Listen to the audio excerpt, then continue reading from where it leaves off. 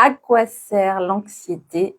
Quel est son rôle et surtout comment l'utiliser? C'est ce qu'on va voir aujourd'hui dans ce live avec Aurélia de Blessure Intérieure qui va nous rejoindre dans quelques instants. Je rappelle que les émotions ne sont pas là juste pour nous faire suer, d'accord? Donc effectivement, l'anxiété c'est quelque chose qui est particulièrement difficile à vivre, mais on va voir aujourd'hui déjà à quoi ça sert et surtout comment est-ce que tu vas sortir de ce processus anxieux pour que ça ne soit plus un problème. Alors juste quelques instants, n'hésitez pas à poser vos questions tout au long de cette vidéo, même si vous nous regardez en replay. Ce sera avec plaisir qu'on y répondra. Hello, ça va? Hello, ça va et toi? Ça va. Par contre, je te vois pas, c'est bizarre. Je sais pas. Pourtant, moi, je te vois bien. Ok. Par contre, je ne sais pas pourquoi il y a un petit problème au niveau. Bon, on va voir ça. Attends, je m'envoie quand même. Je reviens.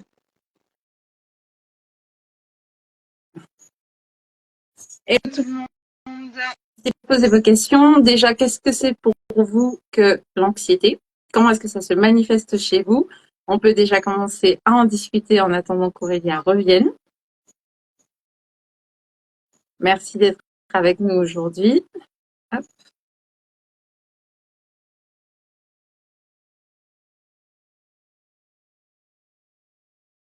Alors, on va voir. Hein. Si jamais Instagram nous laisse faire, ça va? Tu m'entends? Oui, j'entends ça. Je te vois toujours pas, mais bon, c'est pas grave. C'est que ça Ok. me gêne de me voir que moi, mais bon, c'est pas grave. Je vais regarder les commentaires du coup. Alors, je sais pas pourquoi ça passe pas dans les écouteurs, mais c'est pas grave. Donc, commençons par parler de l'anxiété. Effectivement, c'est une émotion complexe puisqu'en fait, c'est l'émotion qui arrive quand il s'agit de peur et d'anticipation du futur. Je rappelle que pour ceux et celles qui ne savent pas, la peur, c'est une émotion en fait qui vient pour nous prévenir, pour nous inviter à faire la checklist de nos ressources pour faire face à une situation. Et donc, l'anxiété, en fait, c'est un mécanisme un peu plus complexe que uniquement la peur, puisque il est créé par l'anticipation, par l'imagination des situations possibles, problématiques dans le futur. Ça va? Moi, ça va, c'est juste, je suis troublée, mais c'est pas grave. Je vois pas les commentaires non plus, donc je te laisse gérer. Ok, bon, pour le moment, les personnes arrivent tranquillement. Déjà, effectivement, on va parler un petit peu de Vice Versa, puisque Vice Versa, c'est un film qui est orienté principalement sur les émotions. Il y a eu le 1 où on parlait des émotions entre guillemets primaires avec la peur, la colère, le dégoût, la tristesse et la joie, bien sûr. Et puis dans le 2, sans spoiler, hein, il y a l'arrivée de nouvelles émotions un peu plus complexes comme l'anxiété, l'ennui, l'envie, la nostalgie, l'embarras, etc., etc. Mais effectivement, il existe toute une palette d'émotions et qu'elles soient entre guillemets primaires, parce que moi j'aime bien dire que les émotions à ce niveau-là, c'est un peu comme les couleurs, c'est-à-dire que il y a les couleurs primaires, il y a les émotions primaires basiques, et puis il y a les émotions un peu plus complexes qui vont venir être un mélange des autres émotions avec nos propres pensées. Puisque la première chose qui génère nos émotions, ce sont nos pensées, notre discours intérieur, comment est-ce qu'on envisage les choses, et ça va faire en fait un filtre sur notre perception de la réalité. Or, c'est précisément cette perception de la réalité qui va créer notre expérience de vie. Mais justement, pendant que tu parles d'émotions primaires et d'émotions un peu similaires et secondaires, c'est quoi, par exemple, la différence entre anxiété et peur? Je crois que tu en as parlé tout à l'heure, mais c'est quand j'arrivais, j'étais un peu troublée, j'entendais pas bien. Je sais pas si tu as détaillé. Alors, j'en ai parlé rapidement. Globalement, en fait, la peur, c'est l'émotion qui arrive pour nous dire attention, il y a une possibilité de danger. Il y a une menace, soit imminente, soit à venir, soit passée, mais c'est quelque chose de qui va se passer dans l'instant T. qu'on est en train de vivre. Ouais. L'anxiété, ça vient surtout de la projection dans le futur. Ouais, le futur, ouais.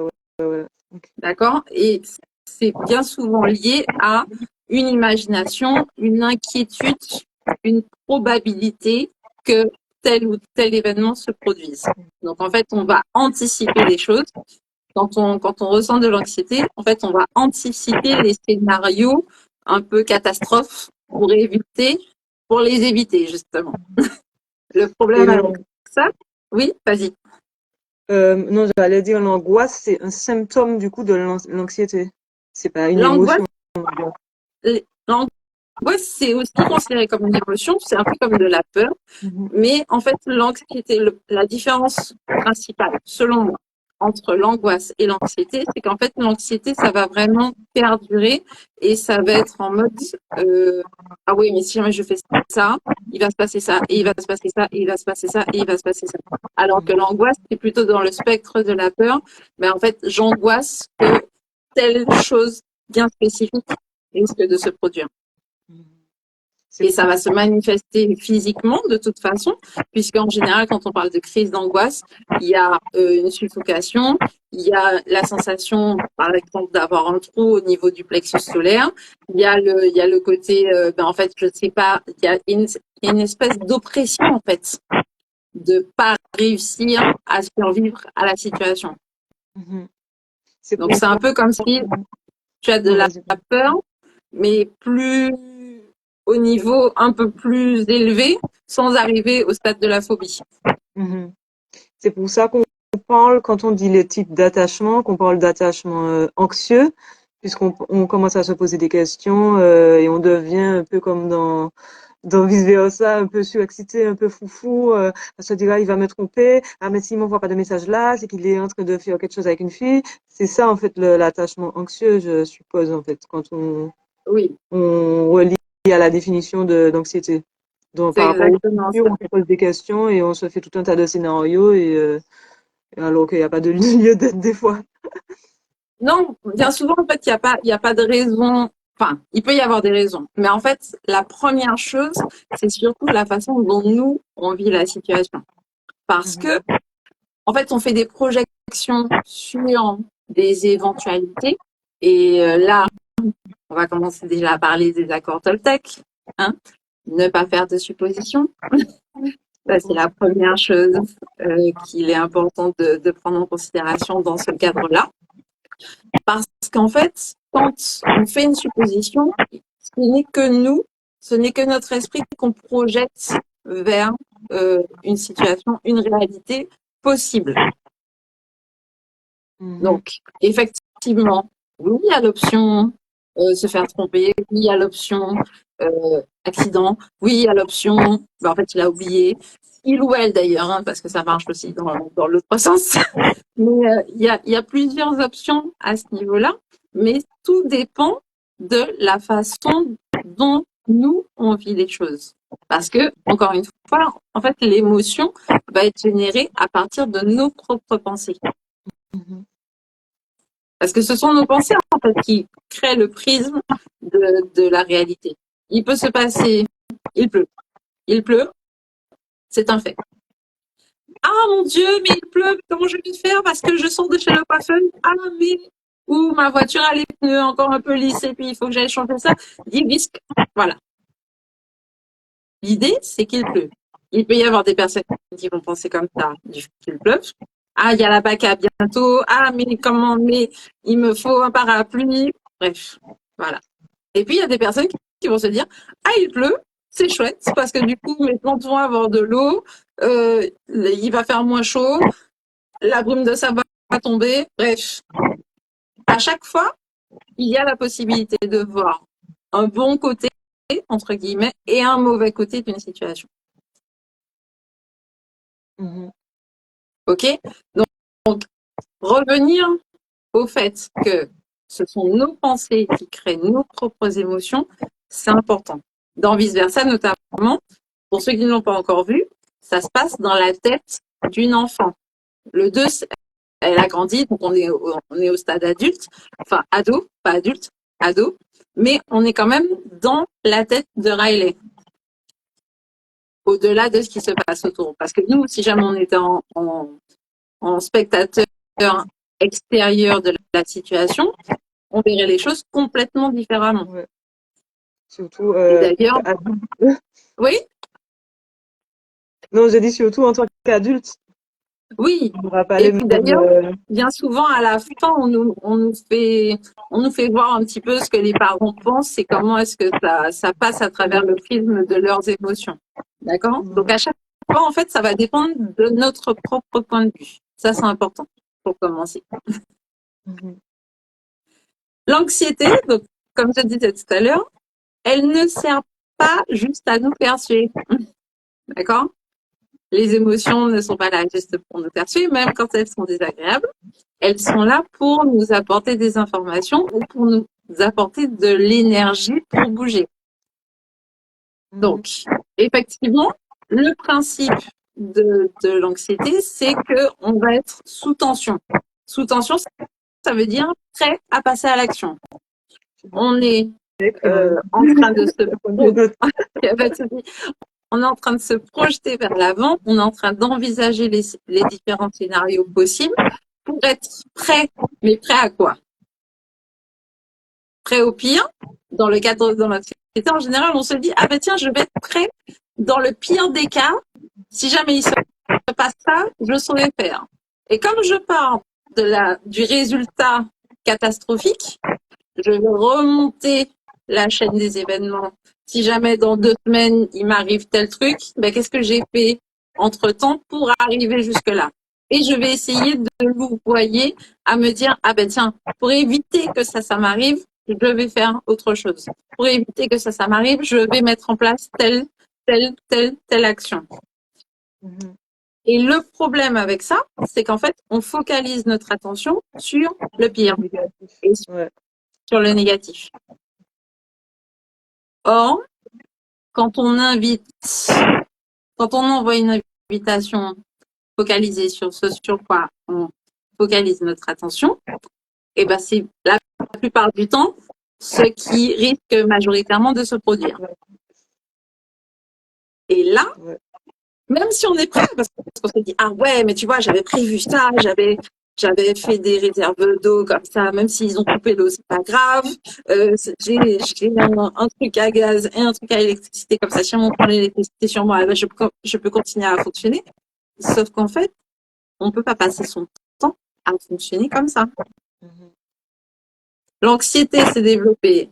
Les émotions, en règle générale, ce sont des choses qui sont liées au fait qu'on soit des mammifères. Enfin, moi, j'ai étudié les mammifères, donc je peux vous dire que les mammifères ressentent des émotions tous. Par contre, ça nous a permis de survivre en tant qu'espèce. À l'époque où les humains n'ayant ni griffes, ni crocs, ni piquants, ni quoi que ce soit, étaient vulnérables dans la nature, il y a eu une mise en place d'une vigilance, d'une attention particulière accrue sur notre environnement pour survivre. Et à ce moment-là, oui, il y a de l'hypervigilance, ce qu'on appelle l'hypervigilance. Et par rapport à ça, on va développer de l'anxiété parce que on va identifier, ah ben là, il y a une possibilité de problème. Là, il y a une possibilité de problème. Pour les peuples qui ont vécu l'esclavage, c'est d'autant plus présent parce que même si on a évolué entre-temps, il y a certaines choses qui restent comme des atavismes. L'esclavage qui n'est pas si loin que ça, il fallait faire attention particulièrement à ce qu'on faisait parce que chaque action, chaque mot mal prononcé avait des répercussions dramatiques. On pouvait se retrouver avec la main coupée, le pied coupé, se faire fouetter et même la mort. Donc il y avait vraiment une dimension de survie qui était mise en lumière et qui accentue cette hypervigilance. Et d'ailleurs, pour que les descendants survivent, il fallait mettre en place une éducation très stricte pour s'assurer ah ouais, oui, mais ça, attention, parce qu'il faut absolument que tu sois carré, parce que il faut être irréprochable. Sinon, il y a un risque de mort. À l'heure actuelle, il n'y a plus le risque physique de mort, mais c'est resté. C'est resté dans l'éducation qu'on donne à nos enfants. C'est resté dans l'éducation qu'on a reçue. Mais t'es bien. Mets-toi bien. Tiens-toi à toi. Fais attention. C'est pas comme ça qu'on se tient en société. Fais attention à ce que les gens disent de toi. Fais attention à ce que tu montres des autres. Et quand tu dois faire attention à tout ce que tu fais, parce que ça peut être mal perçu, parce que ça peut te mettre en danger, tu développes, au bout d'un moment, un trouble anxieux. Mhm. J'avais jamais vu ça à ce niveau-là non plus. Tu vois? Mhm. Et d'ailleurs, dans le vice-versa 2, c'est un peu ce qu'on nous montre à une toute petite échelle, puisque c'est une histoire de quelques jours, mais c'est le mécanisme. Et le principe, la différence entre l'anxiété et les troubles anxieux, c'est la version, on va dire, pérenne de l'anxiété. Les troubles anxieux, ça veut dire que ça se développe et ça perdure dans le temps. Mhm. Une question, je ne sais pas si tu la vois. Oui, alors j'aimerais savoir comment les esclaves, j'étais justement en train de la lire, j'aimerais savoir comment les esclaves ont fait pour rester en captivité, sachant que les colons étaient environ 3000 et que les esclaves étaient 30 000. Là, il y a eu tout un principe de cassure, de fracture de la civilisation des esclaves avant qu'ils arrivent sur les lieux des plantations. Et il y a eu tout un démantèlement mental qui a été organisé très, très en amont, depuis même la capture des esclaves, pour leur faire savoir qu'ils ne pouvaient pas fonctionner Mhm. sans les colons. C'est un peu de la même façon qu'il y a des éléphants qui ont appris à rester attachés à une chaise. Parce que quand ils étaient petits, on les a attachés tout le temps. Au moment où ils étaient, comment je peux dire ça, vulnérables, on les a attachés et ils ont grandi dans cette peur de désobéir. Pour les esclaves, alors bien sûr, il y en a plein qui se sont rebellés, il y en a plein il y a des nègres marrons qui n'ont jamais vécu l'esclavage, mais il y a aussi les personnes qui ont vécu des traumatismes importants comme on viole la maman, la mère, la femme, etc., etc. On castre le mari. Si jamais tu fais un truc, ben en fait, c'est pas toi qui prends, c'est ton enfant ou ta sœur. Il y a eu toute une mise en place de manipulation psychologique à visée de domination pour ça, avec des maltraitances physiques, certes, avec des meurtres, et aussi avec des maltraitances psychologiques. D'accord? Est-ce que j'ai répondu à ta question? N'hésite pas à me poser des questions supplémentaires si jamais c'est pas clair. D'accord? Donc, quand on a la sensation que notre survie est en jeu, on va faire beaucoup plus attention à tout ce qui nous entoure. Quand on est petit, avec l'éducation, tout peut sembler grave. Surtout si jamais on a un adulte qui nous crie dessus parce qu'on a remplacé un peu d'eau ou parce on a marché sur le tapis avec des chaussures ou qu'on a traversé la rue sans regarder. Il y a des moments, n'hésite pas, Factory Rion, à poser des questions supplémentaires pour que je puisse revenir dessus si besoin. Il y a des moments où ça nous a semblé particulièrement grave et on l'a très mal vécu. À partir de cet instant-là, on va faire attention pour que cette situation ne se reproduise pas. Et dans ce cas-là, comme pour nous c'est tellement important que ça ne se reproduise pas, on va mettre en place des signaux d'alerte qui vont nous dire ah oui mais attention parce que ça ressemble un petit peu de trois quarts d'eau à une situation qu'on a déjà vécue avant. Victoria, j'ai une Oui. question par rapport à ce que tu dis.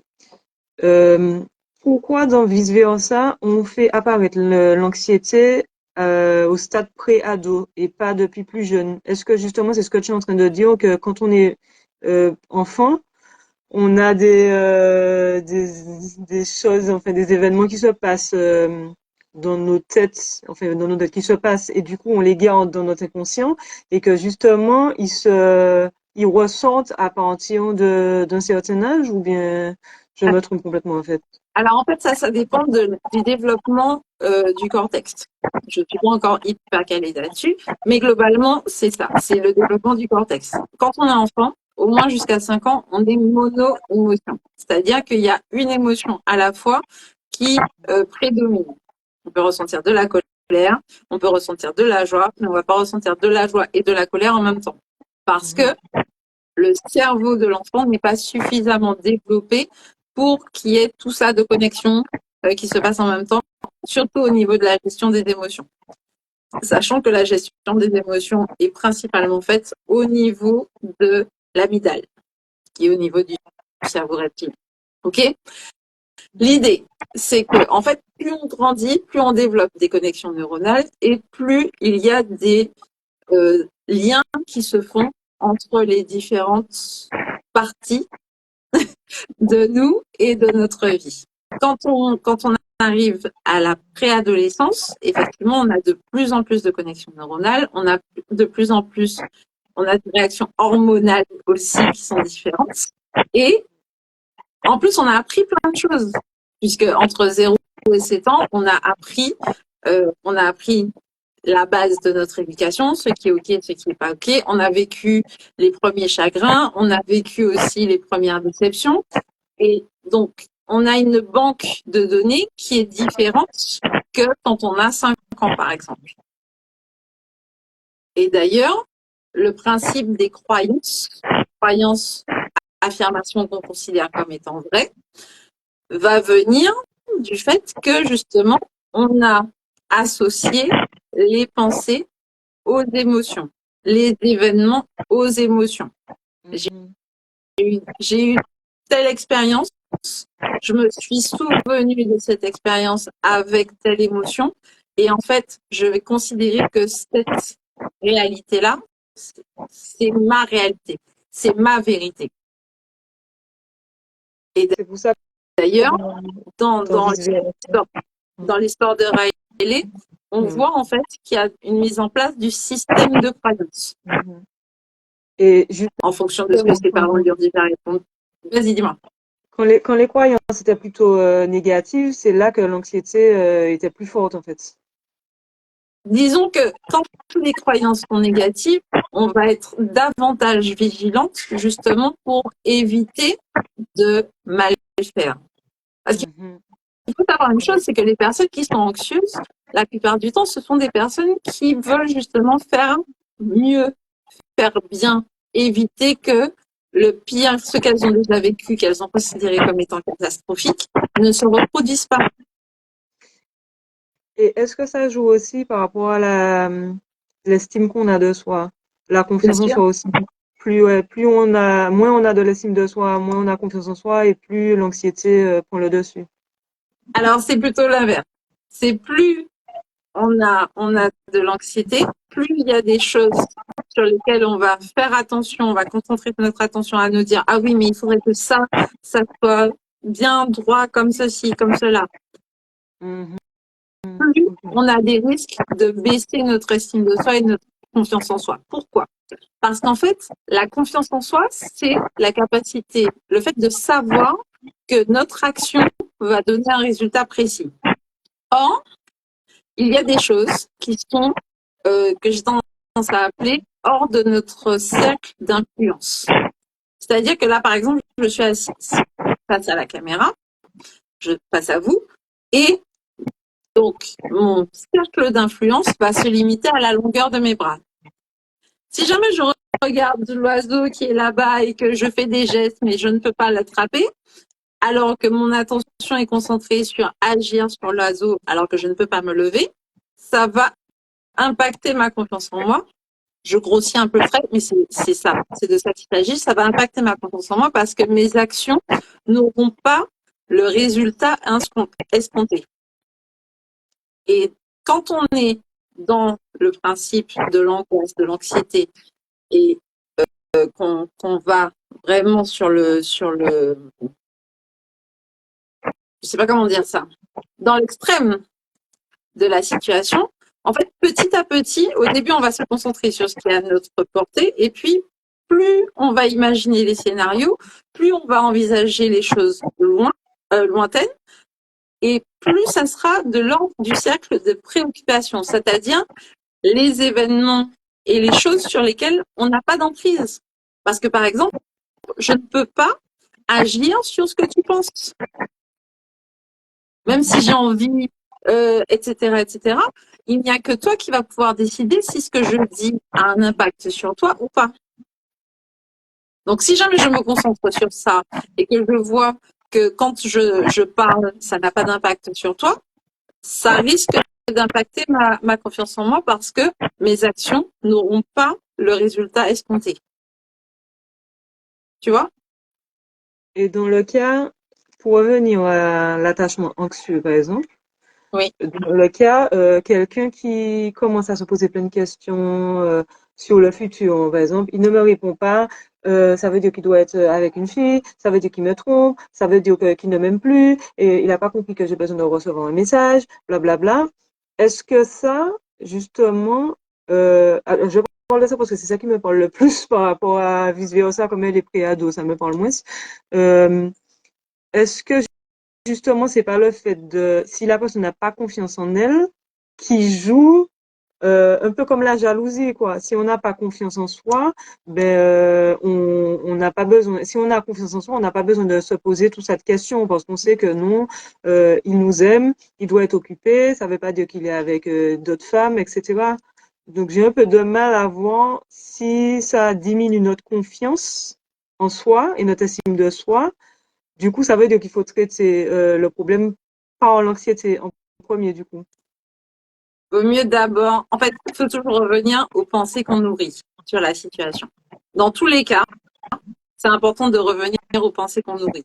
Parce que quand quelqu'un ne nous répond pas, effectivement, alors la jalousie, là, c'est plutôt l'envie et la colère et la frustration. Bref, il y a plein de choses dans l'histoire de la jalousie. Là, par rapport à l'anxiété, puisque c'est de ça qu'on parle, il est question de vouloir agir sur notre cercle de préoccupation. On ne peut pas décider si jamais lui ou elle va nous envoyer un message à tel ou tel moment, ni on n'est pas dans sa tête, donc on ne sait pas ce qui se passe.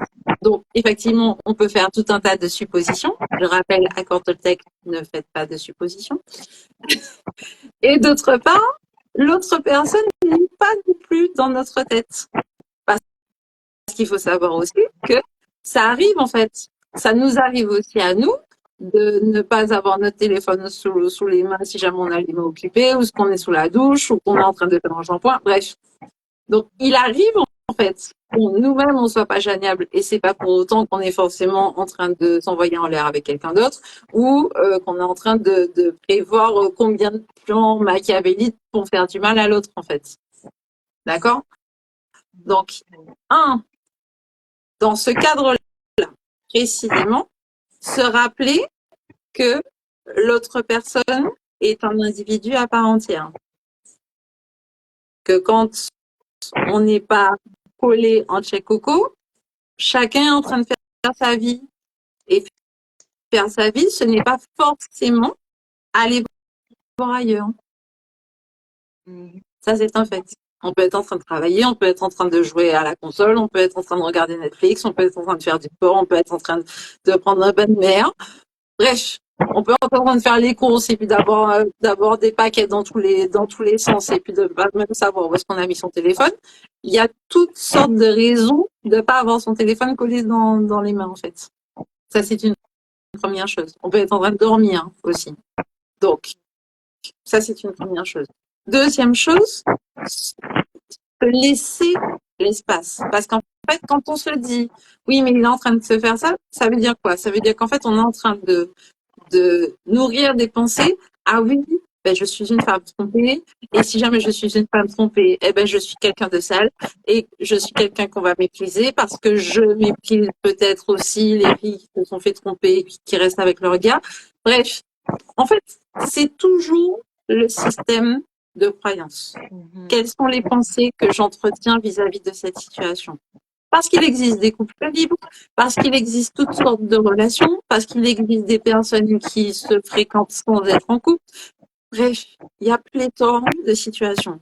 Par contre, notre système de référence, c'est lui qui va nous mettre des normes, entre guillemets, qui, ça c'est bien, ça c'est pas bien, ce qu'on appelle le jugement normatif, à définir une situation. Ah, si jamais je suis malade et que je ne vais pas travailler parce que je suis malade, eh ben, je suis une mauvaise personne parce que je suis en train de mettre en plan de laisser tomber mes collègues ou mon patron ou mes clients. T'es malade, ma fille. Repose-toi. Ça, c'est moi, c'est Ok. moi. Quand j'angoisse pour mon D'accord? patron.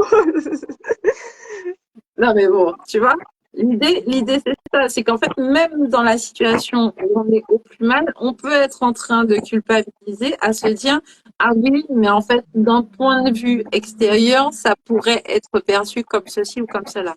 Mais ça pourrait être perçu aussi comme, mais en fait, tu as déjà donné tellement de ton temps, de ton énergie, etc., que tu n'as pas pris en considération tes besoins. Et maintenant, ton corps a besoin de toi pour pouvoir continuer à avancer. Parce que c'est soit tu es malade maintenant, soit tu meurs dans 2 jours. Donc, à un moment donné, il faut faire un choix. Alors que notre système interne, notre équipe interne, nos émotions, notre corps, nos pensées, etc., ne veulent qu'une seule chose, c'est qu'on reste en vie. Donc, préserve-toi. Oui, envisage tous les scénarios possibles, etc., etc. Mais l'objectif, c'est de se préserver. Et si jamais on sort de ce principe-là et qu'on se dit, ah ben tiens, là, tout de suite, ce que je suis en train de faire, ce n'est pas bien, ou ce que l'autre est en train de faire, ce n'est pas bien. Là, on rentre dans un système de jugement. Là, on rentre dans des choses qu'on ne va pas pouvoir maîtriser. Et là, ça va impacter notre confiance en nous et notre estime de nous-mêmes. Parce que si jamais je n'arrive pas à intégrer l'équipe, eh ben, qu'est-ce que ça dit de moi? Si jamais je ne suis pas une amie fidèle, c'est-à-dire que je ne fais pas exactement comme les autres ont envie que je sois, est-ce que ça va m'exclure du groupe? Si jamais je suis exclue du groupe, je suis en danger. Ça revient à vice-versa. L'exemple de vice-versa. Tu vois? Je comprends mieux le dessin animé maintenant. C'est bon, tu vas pouvoir tourner le ventre tranquillement. Ouais, c'est ça. Mais l'idée, en fait, c'est que l'anxiété, en fait, elle est là pour, déjà, elle est là parce que on a de la créativité. Parce que on se dit, il faut, on part d'un prérequis qui n'est pas forcément adapté à notre situation actuelle. Ça, c'est une chose. Donc, revenir, ok, là, je suis en train de vivre quoi. Et puis, quand vous êtes en train d'envisager tous les scénarios, les pires scénarios possibles, je vous invite à vous astreindre aussi à envisager les meilleurs scénarios possibles aussi. Parce que Comme notre dans vice-versa. cerveau est attiré par la négativité. Il a été créé pour ça, pour nous permettre de rester en vie, éviter les dangers, etc. Sauf qu'en fait, on est en 2024. En 2024, les dangers, ce sont pas les mêmes qu'à l'époque du Cro-Magnon. On n'est plus en train de se battre contre le dent de sabre et compagnie. Non. OK? Donc, revenir à cette situation-là, revenir à ce qu'on a envie de vivre pour pouvoir se projeter aussi dedans et choisir quel est le scénario qui nous correspond le mieux. Parce que c'est un choix aussi à faire. Se rappeler que, tu vois, à chaque étape, l'anxiété, c'est comme jouer aux échecs. Ah oui, mais en fait, si jamais lui, il joue ça en A2, et ben moi, je vais jouer ça en A4. Écoute, 36 coups, prévoir 36 coups à l'avance. Ouais. Et si même on faisait 36 coups à l'avance vers ce qui nous plaît, ça serait intéressant, selon moi. Ouais. C'est pour ça que Joie prend le dessus dans, je sais pas, c'était quelle salle là. Et puis elle dit à tout le monde de dessiner des trucs plus positifs et d'arrêter Oui, de dessiner des scénarios super mais négatifs qui risquent même pas c'était justement la d'arriver. salle de l'imagination. Ouais. Ah oui, Exactement, ouais. D'accord? Mhm. Parce que, en fait, quand on est en alerte tout le temps à se dire, ah ben tiens, il faut que je fasse attention à ça, ah, il faut que je fasse attention à ça, etc., c'est fatigant. Ça, ça nous prend de l'énergie mentale, mais ça nous prend aussi de l'énergie physique. Parce que les émotions, ça s'exprime dans le corps par toute une réaction d'hormones et de libération d'éléments chimiques dans le corps. Je ne vais pas rentrer dans les détails aujourd'hui à ce niveau-là, mais c'est important en fait de se rappeler de ça, que ce qu'on pense se traduit en émotion dans notre corps à travers des réactions hormonales. D'accord? C'est pour ça que quand on a du plaisir, eh ben on a de la sérotonine, on a de l'ocytocine, on a des trucs comme ça. Mais si jamais, en parallèle, on va nourrir des pensées qui nous font peur et qui nous font euh, avoir envie de nous protéger, parce que l'anxiété, elle est là pour nous protéger, ça va devenir problématique. Et ça va se traduire par des troubles du sommeil, ça va se traduire par des comportements, des troubles alimentaires, parce que on va avoir besoin de se réconforter. Et puis en plus, si jamais on dort mal, on va avoir besoin d'énergie, donc on va se tourner vers les aliments gras, sucrés, salés, etc. Tout ce qui tient dans la bouche, d'accord? Donc l'idée, c'est aussi de revenir à ça. Il y aura aussi peut-être des comportements compulsifs comme des achats compulsifs. Les gens qui, pendant le Covid, ont acheté des kilos de papier toilette. Alors oui, d'accord, l'idée c'était de ne pas se faire chier à la maison, mais quand même, quand Ça même, passe au fait ou ça fait aussi, justement? justement, Le besoin. tu vois, Ouais. quelle est la rationalité dans le fait d'acheter un tas de papier toilette quand on est confiné chez soi? Je ne sais pas. Je vous laisse répondre à cette question-là. Mais tu vois, en fait, les actions sous le coup de la peur, parce que j'ai peur de manquer, parce que tu comprends, si dans 6 mois, je ne sais même pas encore si jamais je serai en vie dans 6 mois, mais si jamais dans 6 mois je suis en vie et puis qu'il n'y a plus de bouteilles de gaz, eh ben comment je vais faire pour faire à manger? Eh ben du coup, j'achète 4 bouteilles de gaz. Ça, en fait, j'en ai pas besoin là, tout de suite. Ou j'achète 4 paires de chaussures de la même de couleurs différentes parce qu'on ne sait jamais. Sauf qu'en fait, tu vas mettre toujours la même. Ouais. D'accord? Donc, le problème, en fait, avec l'anxiété, c'est qu'en fait, quand elle n'est pas cadrée, quand on n'a pas pris conscience de à quoi elle sert et comment est-ce qu'on peut l'utiliser, puisque je rappelle, en fait, que l'anxiété, en fait, elle va développer notre imagination, mais on peut aussi la cadrer pour lui dire, ben, tiens, en fait, oui, j'ai imaginé le pire, c'était chouette, mais est-ce que c'est là que j'ai envie d'aller? Non. Si jamais vous n'avez pas envie d'aller aux Salines, vous ne rentrez pas sur le GPS l'adresse des Salines. Donc, certes, vous savez comment aller aux Salines. Pour ceux qui ne sont pas de la Martinique, les Salines, c'est une très belle plage qu'il y a dans le sud. Et puis, si jamais par contre vous avez prévu d'aller à un endroit bien spécifique, concentrez-vous sur ça. Posez-vous la question de quelle est la meilleure façon pour moi d'y arriver. Et d'ailleurs, au début, c'est comme ça en fait que l'anxiété a commencé à prendre les manettes, donc vice versa.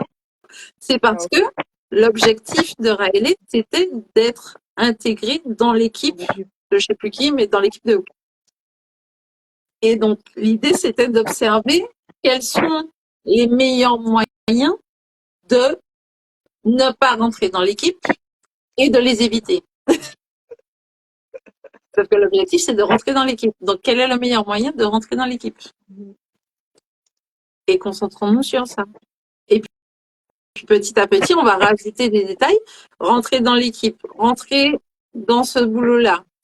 Pour que ça se passe bien pour moi, remettons toujours la condition pour que ça se passe bien pour moi.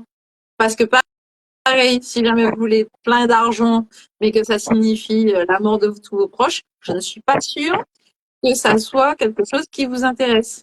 Donc, on va revenir à chaque fois à préciser, là c'est le deuxième accord totec, que ta parole soit impeccable. On va se concentrer sur verbaliser ce qui nous intéresse précisément dans l'expérience. Et se donner le droit d'échouer, en fait, de réajuster. Ben, ça marche pas, ce n'est pas grave. Parce que l'ennui dans l'anxiété, parce qu'il y avait l'ennui aussi dans vice-versa, mais bon. Le problème avec l'anxiété, c'est qu'en fait, on a tendance à positionner notre valeur sur la condition de l'attente du résultat. Si jamais je réussis à faire ça, ça veut dire que j'ai de la valeur. Non, on a de la valeur. Qu'on y arrive ou qu'on n'y arrive pas, on a de la valeur. Ça, c'est un fait. Sinon, vous n'existeriez pas, en fait. Parce que la nature n'aime pas les choses inutiles. Donc, c'est important, en fait, de revenir à ça. Décorréler votre valeur du résultat que vous souhaitez atteindre. Et voir, ok, je suis là pour expérimenter les choses. Je me suis cassé la figure. Ça veut dire que je suis encore en vie pour me dire que je me suis cassé la figure. Youpi! Ça veut dire que j'ai une autre option de réussir différemment. Thomas Edison disait, ben en fait, j'ai découvert 140 000 options de ne pas réussir quand il a échoué avec son histoire d'électricité. Donc, tout va dépendre à chaque fois de votre perception de la situation. Et quand vous sentez que vous avez de l'anxiété, alors la première chose, c'est penser à respirer. Parce qu'on va quand même donner quelques astuces concrètes. Quand vous sentez que vous êtes en train de... Le hamster, il est en train de rouler à toute vitesse dans sa petite roue, en train d'envisager tous les scénarios, etc. Et puis le film se déroule. On va prendre le temps de respirer. On inspire par le nez, on souffle par la bouche, on le fait 3 fois. Là, déjà, ça pause, ça calme. Oui, Life and Life dit il faut relativiser, mais ça reste quelque chose de pas évident. C'est sûr que ce n'est pas évident. Tout va dépendre de la façon dont tu as l'habitude d'aborder l'échec. Si pour toi, l'échec, c'est la catastrophe monumentale, on va revenir à quelque chose de plus concret, de plus petit. Je suis en vie. Tant que je suis en vie, j'ai l'option d'être heureux. Je respire parce que respirer, c'est nécessaire pour être en vie. La seule condition dont vous avez besoin pour vivre l'échec, la réussite, tous vos objectifs, c'est qu'il faut être en vie pour ça. Parce que si jamais on n'est pas en vie, on n'en parle même pas. Donc on revient à la base de base. Je suis en vie. Youpi! Et on va prendre le temps de dire youpi! Pour de vrai. Ensuite, on va faire la valorisation de tout ce qui est déjà en place. Pour, je sais pas moi, je dois écrire un livre, mais j'arrive pas à aligner 2 mots. C'est pas grave. Je suis en vie. Je sais écrire français. J'ai un ordinateur ou j'ai un téléphone. J'ai des idées. Ok, quelles sont les idées? Et donc, revenir en fait petit à petit. On refait la pyramide du Lego, mais à partir de la plus petite brique. D'accord? Alors, il faut rebondir, mais lorsqu'on veut et souhaite y arriver, dans tous les cas, que tu ne saches pas encore comment y arriver, le plus important, c'est de revenir à la base. Il y a un oiseau qui veut nous parler de l'anxiété aussi, qui est venu à côté de moi, là. Il a des choses à dire là-dessus. Il a des choses à dire là-dessus. Donc, on revient à la base. Il faut être en vie pour faire ce qu'on a à faire. Ça, c'est important. Et ça, j'ai envie de dire parce que quand, à l'époque où j'ai vécu la méningite, où j'étais en mode, en fait, mon monde s'arrête parce que je ne pouvais pas sortir de chez moi, parce que j'ai dû rentrer en Martinique pour faire ma convalescence parce que je pouvais pas rester chez moi toute seule, etc., etc. J'avais vraiment l'impression que ma vie s'arrêtait. Et une chose que mes parents m'ont dit, c'est qu'il faut être en vie pour faire des études. Il faut être en vie pour passer des examens. Il faut être en vie